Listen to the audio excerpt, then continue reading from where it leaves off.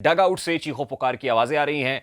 लाने वाले भी सर पकड़कर बैठे हुए हैं, सफाइयां देने में मशगूल हैं कि चौधरी परवेज इलाही, जिनको पाकिस्तान तहरीक इंसाफ का सदर मुकर्रर किया गया, और वो सदर कैसे मुकर्रर किया गया वो सवाल। और फिर परवेज इलाही साहब के जो दस्ते रास्त हैं, मोहम्मद खान भट्टी, वो तोता जो FIA ने जिसके ऊपर चार्ज फ्रेम किया हुआ है, 80 करोड़ रुपए की करप्शन का मुकदमा उन पर दर्ज है, अब वो फरफर बोल रहा है।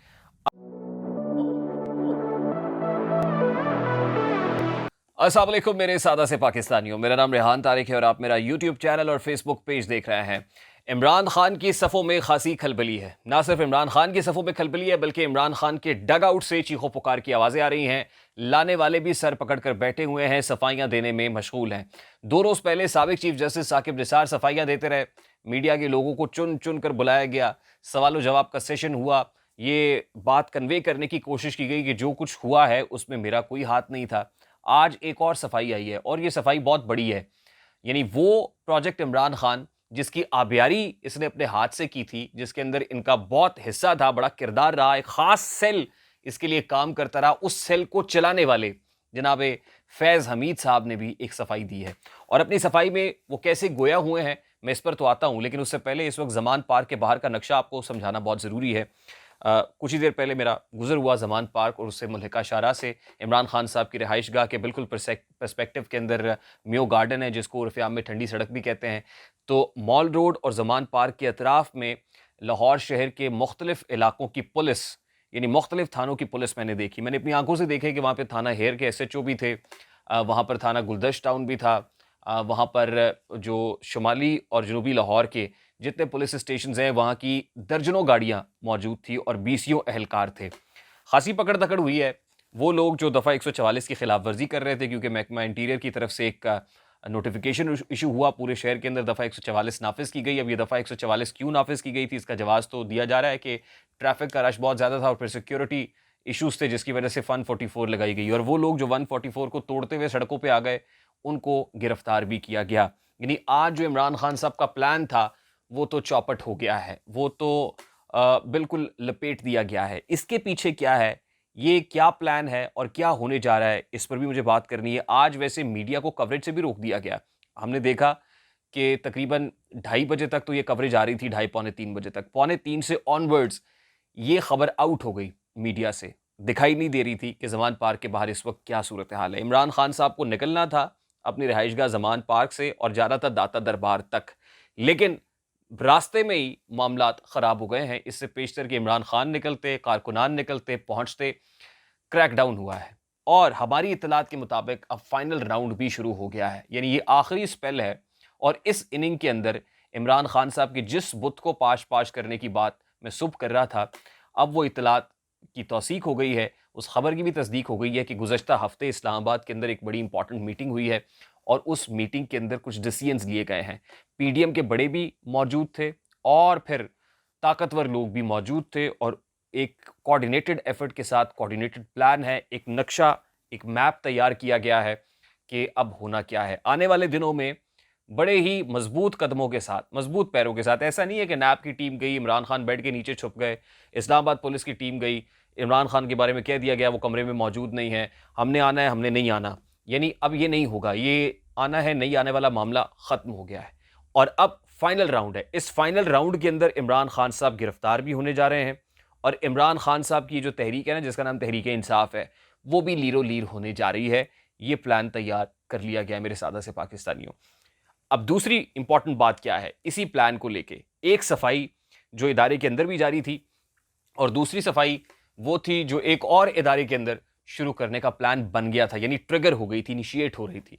अब इन दोनों इदारों से मुतालिक मरीम नवाज साहिबा बड़ी खुल के बात कर रही हैं, अवामी इज्तिमात के अंदर भी, वर्कर्स कन्वेंशन के अंदर भी। अब उन्होंने सहाफ़ियों को इंटरव्यूज़ भी देना शुरू कर दिए हैं। यानी पॉलिसी बड़ी क्लियर है कि चोट लगानी है और भरपूर चोट लगानी है, मज़ाहमत करनी है, भरपूर मज़ाहमत करनी है। और आज भी मरीम नवाज साहिबा ने आज सुबह एक इंटरव्यू दिया था और हमने आपको बताया था कि वी न्यूज़ एक उभरता हुआ डिजिटल प्लेटफॉर्म है, वहाँ पर अमार मसूद साहब से गुफ्तगू की और मैंने अपने गुज़श्ता व्लॉग के अंदर वो सारी गुफ्तगू आपके सामने रखी, उसका ट्रांसक्रिप्ट भी आपको पढ़कर सुनाया कि मरीम नवाज साहिबा से जनरल फैज़ के कोर्ट मार्शल से मुतालिक सवाल हुआ और मरीम ने बड़ा ठोक बजा के कहा कि जनरल फैज़ हमीद का कोर्ट मार्शल होना चाहिए। अब हमारी इतलात ये हैं कि ये जो कोर्ट मार्शल जिसकी बात मरियम नवाज साहिबा अभी कर रही है ना जी, इस कोर्ट मार्शल की बात अपने इदारे के अंदर बहुत पहले हो रही है। और जनरल फैज हमीद साहब के लोग, खास कारिंदे, वो एक खास कर्नल साहब की गिरफ्तारी हो या इदारे के अंदर जो है वो छान फटक हो, इदारे के अपने अंदर बहुत सारे लोगों की ठुकाई भी हो, खिंचाई भी हो, सारा कुछ ये ट्यूनिंग बहुत अरसे से जारी है। और अब अल्टीमेटली जो मरकजी किरदार हैं इस सारे मामले के, जो प्रोजेक्ट इमरान लॉन्च करने वाले थे, इसकी आबियारी करने वाले थे, अब उनकी बारी आ गई है।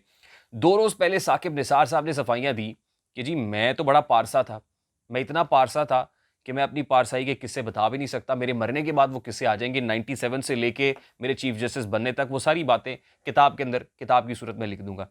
फिर उन्होंने ये कहा जी नवाज शरीफ को जिसने डिस्क्वालीफाई किया उस बेंच का हिस्सा तो मैं था ही नहीं, तो फिर आप मुझ पे कैसे ये ब्लेम करते हैं, मैं तो बड़ा पारसा जज था। खैर वो सारी बातें हमने सुनी। आज फैज़ हमीद साहब ने मरियम नवाज के सुबह के इंटरव्यू के बाद कैसे रिस्पॉन्ड किया है, ये कामरान खान साहब को उन्होंने बताया और कहा कि कामरान भाई जाके अवाम को बता दे, पब्लिक को बता दे कि मेरे पे ना रहना, मैंने कुछ नहीं किया। सियासतदान तो कहते हैं ना मुझे क्यों निकाला, तो यहाँ पे ये कह रहे हैं कि हमारा नाम क्यों लिया, हम तो है ही नहीं। साबिक आईएसआई, ये जो कामरान खान साहब लिखते हैं, वो लिखते हैं जी साबिक आईएसआई सरबराह लेफ्टिनेंट जनरल फैज़ हमीद ने मरियम नवाज की जानिब से उन पर लगे इल्ज़ामात के जवाब मुझे भेजे हैं, एक पैगाम भेजा है, मैसेजेस में याद दहानी कराई है। नंबर 1, 2017-18 में सिर्फ मेजर जनरल था, फौजी डिसिप्लिन में तनहा मेजर जनरल हुकूमत खत्म कर सकता था, ये सवाल उठाया है। नंबर 1। नंबर 2, वो ये कहते हैं कि फौज में फैसला सिर्फ चीफ का होता है। नंबर 3, वो ये कहते हैं कि तमाम फैसले अदालतों ने किए। अब वन बाय वन जरा आते हैं। पहली बात वो ये कह रहे हैं कि जी 2017 में सिर्फ मैं मेजर जनरल था, तो मेजर जनरल तनहा ऐसा काम कर सकता है। अब ये 2017-18 में जनरल फैज़ हमीद डीजीसी थे। आज डीजीसी के ओहदे को इमरान खान साहब डर्टी हैरी कहते हैं, यानी इमरान खान साहब को बखूबी पता है कि डीजीसी क्या होता है और डीजीसी कैसे एक हसास इदारे के अंदर सारा काम करता है। यानी आप समझ लीजिए 2IC है डीजीआईएसआई का, डीजीसी कैसे काम कर सकता है, कितना बाइख्तियार होता है, हुकूमतें गिराने हिलाने जुलाने में उसका क्या रोल होता है, ये इमरान खान साहब बखूबी समझते हैं। अब क्या हो रहा है क्या नहीं हो रहा है, इससे कतई नजर डीजीसी के ऊपर अटैक इमरान खान का, और उस वक्त जनरल फैज हमीद डीजीसी थे और बतौर डीजीसी इन्होंने क्या कुछ किया। आपको याद होगा कि एक सहाफी ने उस कर्नल की एक वीडियो बनाई थी और सवालात किए थे जो नैब कोर्ट से निकला था। नैब कोर्ट से निकलने वाले कर्नल साहब से सवालात होते हैं और उसके बाद उस सहाफी को पॉलिटिकल विक्टिमाइजेशन, उसको एक इंतकाम का निशाना बनाया जाता है। उस सहाफी के साथ बाद में क्या होता है, खैर ये तो एक लंबी चौड़ी कहानी है, लेकिन अदालतों से कौन लोग निकलते थे ये सबको पता है। पार्लियामान के अंदर बिल कैसे पास होते थे, कैसे मंजूर होते थे, ये भी सबको पता है। किसने पार्लियामान में आना है, एतमाद का वोट किसने दिलवाना है, कैसे, ये सब कुछ बतौर डीजी ऐसा ही हो रहा था। लेकिन बतौर डीजीसी जिस वक्त बड़े इंपॉर्टेंट डिसीजंस हो रहे थे, तो शौकत सिद्दीकी साहब का ये स्टेटेड पोजीशन है। शौकत सिद्दीकी साहब ये कहते हैं कि फैज़ हमीद साहब मेरे घर आए और मेरे घर आके मुझे ये कहा कि तुमने नवाज शरीफ और मरियम नवाज को नाअहल करना है, इनकी जमानतें नहीं होनी, इनको लटका के रखो। लेकिन शौकत सिद्दीकी साहब ने इनकार कर दिया। फिर ल्यूक्रेटिव ऑफर भी दी गई। वो ऑफर क्या थी कि शौकत सिद्दीकी साहब हम आपको एलिवेट करके chief justice Islamabad high court भी बना देंगे।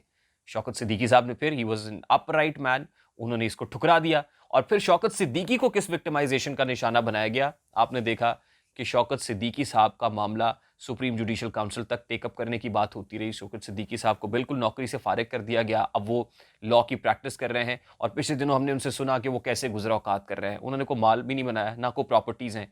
जिसके पास ये अपॉर्चुनिटी आए वो कौन छोड़ता है, ट्रक लेने की अपॉर्चुनिटी कौन छोड़ता है, सभी ग्रैब करते हैं, माल पानी बनाते हैं और चलते बनते हैं। लेकिन शौकत सिद्दीकी साहब की अजमत को सलाम है कि उन्होंने ऐसे ताकतवर लोगों के सामने भी वो सीसा पिलाई हुई दीवार बन के खड़े हो गए और इनकार करने का हौसला और जज्बा उनके अंदर था।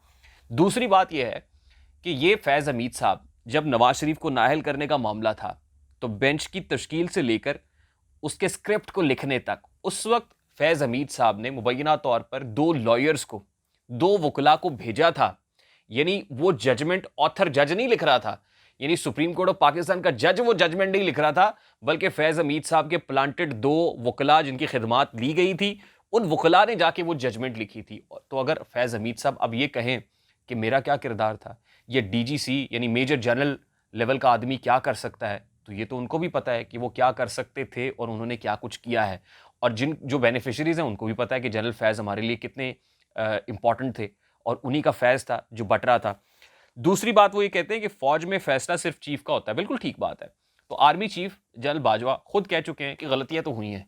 उस वक्त बाजवा साहब को कैसे आप क्लीन चिट या एग्जिट दे सकते हैं? तो बाजवा साहब ने भी उस वक्त भरपूर काम किया और उस वक्त वो प्रोजेक्ट इमरान खान का हिस्सा थे। उस वक्त हाइब्रिड रिजीम थी, सेम पेज था।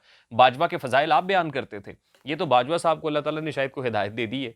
तो उसके बाद आपने बाजवा पे तनकीद शुरू कर दी, तो ठीक है, आप सही कह रहे हैं। दूसरी बात, फैज साहब कि चीफ का होता है और चीफ के इमा पर ही आप सब कुछ कर रहे थे। आपने चीफ को कहा था कि भाईजान ये मैं करूंगा। तीसरी बात, तमाम फैसले अदालतों ने किया, ये भी बात दुरुस्त है आपकी। अदालतें फैसले जरूर करती हैं लेकिन थ्रू व्हाट्सएप करती हैं। व्हाट्सएप कहां से आता था? वो आपकी तरफ से आता था। तो बात यह है कि जो तनकीद हो रही है या जो तबले जंग इस वक्त मरियम नवाज साहिबा ने बजा दिया है, उसके बाद सब बैकफुट पे आ गए हैं। यानी उस तनकीद की तपिश महसूस की जा रही है इदारों में, वो तपिश महसूस की जा रही है। वो साकिब निसार साहब ने भी महसूस की, वो फैज साहब ने भी महसूस की। और at this point in time क्यों हो रही है? क्योंकि हर पासिंग डे के साथ, हर गुजरते दिन के साथ शिकंजा सख्त से सख्तर हो रहा है। हिसार करीब आता चला जा रहा है और करीब है कि ये गर्दन आके दबोच ली जाए। अब साकिब निसार साहब ने जो व्हाट्सएप जो है वो हैक होने की बात की थी, उसमें से भी एविडेंसेस मिल गए हैं। मैंने आपको पहले ही बताया था, नाकाबिले तरदीद शवाहिद मौजूद हैं कि पकड़ फैज़ हमीद साहब की पहले भी होनी थी, अब इसके बाद मजीद चांसेस बढ़ गए हैं। और साकिब निसार साहब भी इसकी वजह से is like fish out of water. और आज भी मरियम नवाज साहिबा ने कहा है कि किसी को भी क्लीन चिट या सेफ एग्जिट या एनआरओ नहीं देंगे। दूसरी इंपॉर्टेंट खबर यह है कि चौधरी परवेज इलाही, जिनको पाकिस्तान तहरीक इंसाफ का सदर मुकर्रर किया गया, और वो सदर कैसे मुकर्रर किया गया, अब उस हवाले से भी काफ़ी नुक्ताचीनी हो रही है। और ये बात सामने आ रही है कि पार्टी कॉन्स्टिट्यूशन की खिलाफ वर्जी करते हुए चौधरी परवेज इलाही साहब को सदर बनाया गया। और फवाद चौधरी साहब जब उनको नोटिफिकेशन थमा रहे थे ना, खुद खड़े होके वहाँ पे, तो एट द सेम टाइम ये बात भी आ रही थी कि जी कॉन्स्टिट्यूशन जो 2022 के अंदर जो अपडेटेड कॉन्स्टिट्यूशन आपने इलेक्शन कमीशन ऑफ पाकिस्तान में जमा कराया, उसमें मरकजी सदर का ओहदा है ही नहीं। याद रहे कि मरकजी सदर इस पार्टी के जावेद हाशमी साहब थे और जावेद हाशमी के जाने के बाद ये ओहदा खाली रहा। कोई भी मरकजी सदर पीटीआई का नहीं था और इसी दौरान पार्टी कॉन्स्टिट्यूशन से ये जो डेजिग्नेशन है वो भी निकाल लिया गया था। तो अगर आज खिलाफ आइन कोई काम होता है तो खुद पाकिस्तान तहरीक इंसाफ बड़ी कॉन्स्टिट्यूशन की हामी है, आइन और कानून की हामी है, तो खुद कानून की धज्जियाँ कैसे बिखेरी गई हैं इसको भी ज़रा चेक कर लें। और फिर परवेज इलाही साहब के जो दस्ते रास्त हैं, मोहम्मद खान भट्टी, वो तोता जो FIA ने जिसके ऊपर चार्ज फ्रेम किया हुआ है, 80 करोड़ रुपए की करप्शन का मुकदमा उन पर दर्ज है, अब वो फरफर बोल रहा है। अब इकबाली बयान उन्होंने 164 के तहत दिया है और वो इकबाली बयान बड़ा खौफनाक है। मोहम्मद खान भट्टी ये एतराफ़ कर रहे हैं कि वो ईरान का बॉर्डर क्रॉस करते हुए जा रहे थे, इस दौरान उनको पकड़ा गया, लेकिन आसानी से पकड़े नहीं गए बल्कि फायरिंग का तबादला भी हुआ। जिस वक्त उनको गिरफ्तार किया गया तो टायर क्योंकि गाड़ी के वो फट चुके थे, गाड़ी रुक गई थी, तो मोहम्मद खान भट्टी को साथियों समेत और 2 क्लाशनकोफों के साथ जो है वो गिरफ्तार किया गया है। अच्छा, अब जब इनसे इनका इकबाली बयान है तो इस इकबाली बयान के अंदर जो प्रॉपर्टीज़ है ना जी, ग्रेड 7 का मुलाजिम, 7वें स्केल का बंदा, वो एलिवेट होके 22वें स्केल तक पहुंचा, उसकी प्रॉपर्टीज़ कितनी है वो खुद बता रहे हैं। रायविंड में 4.5 एकड़ का फार्म हाउस मोहम्मद खान भट्टी का है। मंडी बहाउद्दीन में 150 एकड़ ज़रई अराजी और 200 मवेशी मौजूद हैं डेयरी फार्म के अंदर। जौहर टाउन लाहौर में 8 मरले का घर है। इत्तेहाद टाउन लाहौर में 7 मरला कमर्शियल और 10 मरला रिहायशी प्लॉट और 2 गाड़ियों की मिल्कियत का एतराफ़ कर रहे हैं। और फिर मुनस इलाही साहब कैसे असरअंदाज होते रहे वो भी बताते हैं कि शुगर मिल में 25 करोड़ रुपए और रहीम यार खान शुगर मिल में 10 करोड़ रुपए की सरमायाकारी का एतराफ़ है। यानी मुनस इलाही के ज़रिए जो है वो 25 करोड़ रुपए और रहीम यार खान की शुगर मिल में 10 करोड़ रुपए की सरमायाकारी इन्होंने की। ख्वाजा मोटर्स लाहौर में 10 करोड़ और सरगोदा निज़ाम हैदर के साथ 7 करोड़ की इन्वेस्टमेंट का एतराफ़ भी किया। यानी करोड़ों रुपए की इन्वेस्टमेंट है इनकी। उसके बाद राना इकबाल, जो आपको पता है एक एक्सियन है, वो उसके CNW के कम्युनिकेशन एंड वर्क्स डिपार्टमेंट के, उनको जो वहाँ पर तैनात किया गया वो 20 लाख रुपए रिश्वत लेकर तैनात किया गया, उनको नौकरी दी।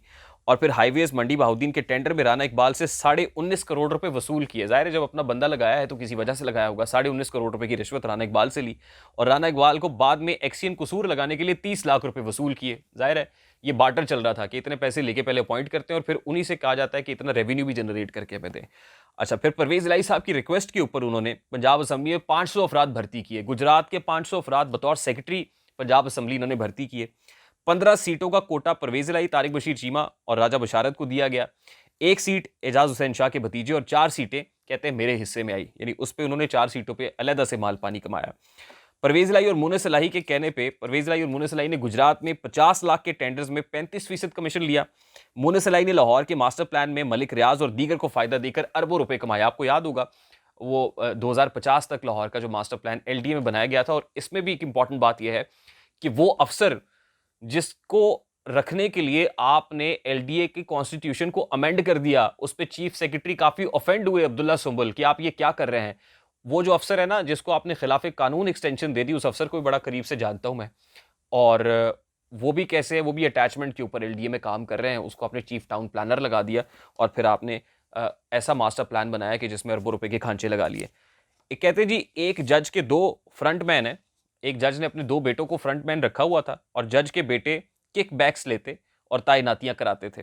पीटीआई क़यादत और परवेज इलाही की हिदायत थी कि जजों के बेटों का काम रुकना नहीं चाहिए। ये वो ट्रकों वाले, आप समझते तो हैं ही।